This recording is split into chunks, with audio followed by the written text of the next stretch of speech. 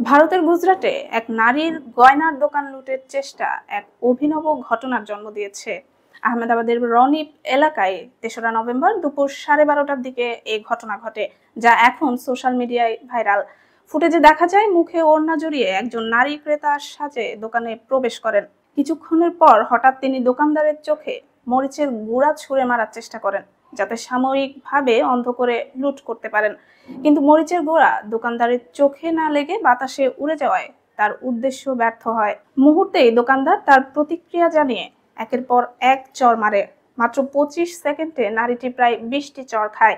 এরপরেও দোকানদার কাউন্টারের উপরে উঠে নিজ হাতে তাকে বের করেন। ভিডিওটি এখন ভারত জুড়েই ভাইরাল। অনেকেই দোকানদারের দ্রুত ও সাহসী প্রতিক্রিয়াকে প্রশংসা করেছেন। পুলিশ জানিয়েছে, দোকানদার এখন পর্যন্ত লিখিত অভিযোগ দায়ের করেননি। রনিপ থানার পরিদর্শক কেতন ব্যাস বলেন, ভিডিওর ভিত্তিতে তদন্ত শুরু হয়েছে, যদিও অভিযোগ দেওয়া হয়নি। আহমেদাবাদ পুলিশ এক্স সাবেক টুইটার প্ল্যাটফর্মে জানায়, অভিযোগকারী ব্যক্তির সঙ্গে দুবার যোগাযোগ করা হয়েছে, কিন্তু তিনি অভিযোগ করতে রাজি হননি।